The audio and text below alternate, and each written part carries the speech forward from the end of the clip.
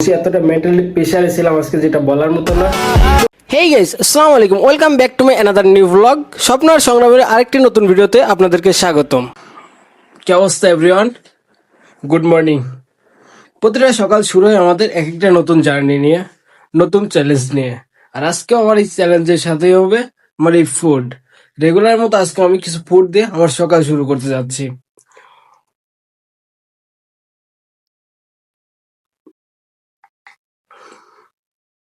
বিশেষ করে এই ফলগুলা আমাদের শরীরকে ভীষণ স্ট্রং রাখে, আমাদেরকে ভিতর থেকে মজবুত করে, আমাদের প্রতিভাকে জ্ঞানকে বৃদ্ধি করে।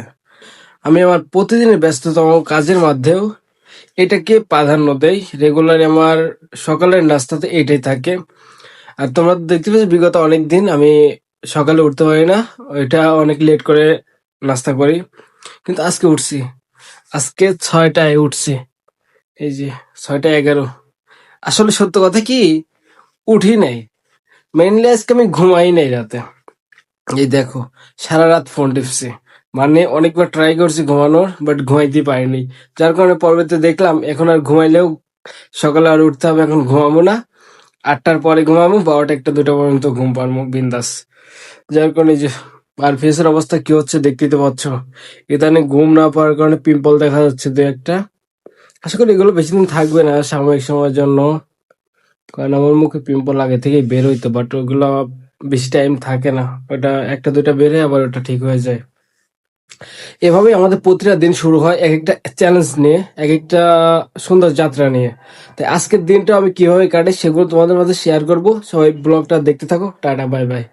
প্রতিদিনের মতো আজকে আমি আমার অফিসিয়াল কাজে বসে গেলাম। সকালের নাস্তাটা শেষ করেই অনেকগুলো কাজ জমা ছিল, সেগুলো শেষ করার জন্য রিসেপশনে বসছি। রিসেপশনে বসতে একটা ভিআইপি গেস্ট এসেছিল, তাকে একটু প্রেজেন্টেশন দিচ্ছিলাম যে আমাদের রুম কোয়ালিটি কিরকম, কি কি সার্ভিস পাবে, সে সবকিছু মিলায় তাকে বুঝাচ্ছিলাম। সবশেষে তার সাথে রুমটা কনফার্ম করতে পারলাম। রিসেপশনে কাজগুলো শেষ করতে করতে দুপুর হয়ে গেল, আর দুপুরে আমি গোসল করতে গেলাম। গোসল শেষ করে ছাদে চলে এলাম ভেজা কাপড়গুলো শুকাইতে।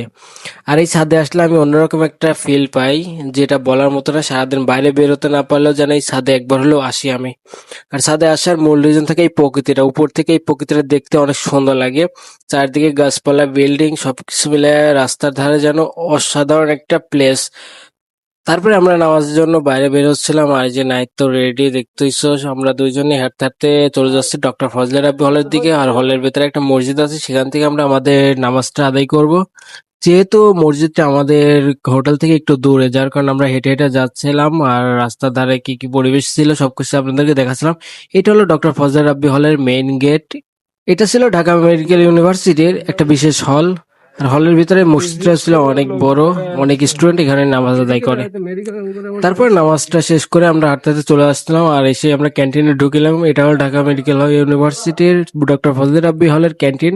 এখান থেকে আমরা বেশিরভাগ খাবার খাই, আর আন্টির দোকান তো আছেই। যখন এখানে খাবার পাই না তখন আন্টির দোকান থেকে খাই। আর এখানকার খাবারের প্রাইসটা আমাদের কাছে অনেক কম মনে হয়, যার কারণে এখান থেকে খাবার খেলে আমরা পোষাইতে পারি বেতন থেকে।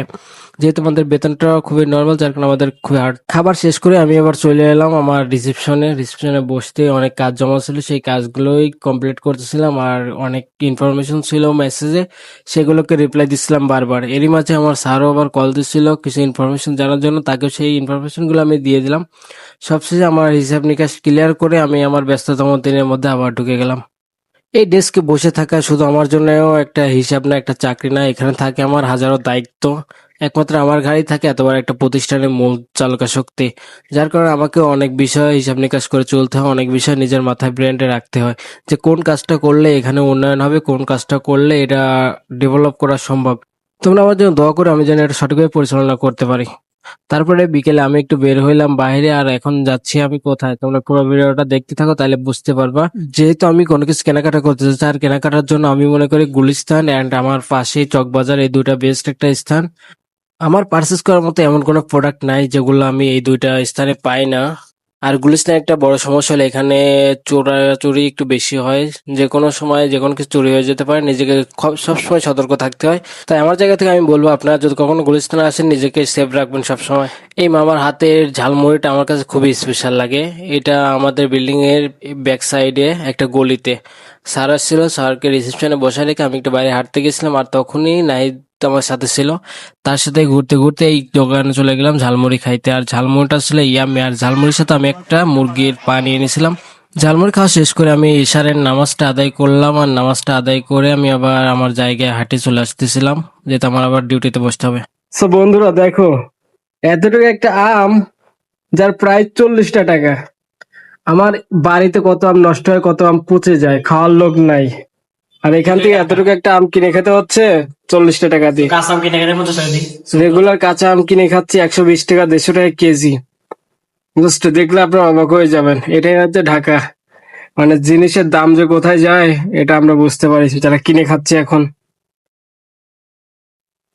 প্রতিদিনের মতো আমি আজকে আমার ফুডগুলো ভিজায় রাখতেছি, এগুলা সকালে নাস্তা করবে এগুলা দিয়ে। হেই বন্ধুরা, প্রতিটা দিনই আমার জন্য চ্যালেঞ্জিং হয়, আর আজকের দিনটা ছিল বেশি চ্যালেঞ্জিং। মানে সারাটা দিনই শুধু কাজ আর কাজ। রিসেপশনে বসে এতটা মেন্টালি প্রেশারে ছিলাম আজকে, যেটা বলার মতো না। প্রচন্ড চাপে ছিলাম এক কথায়। সন্ধ্যায় খাবার খাইছি, আর আজকে ভাতটা সন্ধ্যায় খাইছি কারণ ক্ষুধাটা খুব বেশি লাগছিল। আর এইমাত্র নিচে গেছি, নিচ থেকে গিয়ে কিছু শুকনা খাবার নিয়ে আসছি। এইগুলা এগুলা এখন খাবো, এগুলা খেয়ে রাতে ঘুমাই যাব। আর এখন একটা গেস্ট আসার কথা আছে, সে আসবে।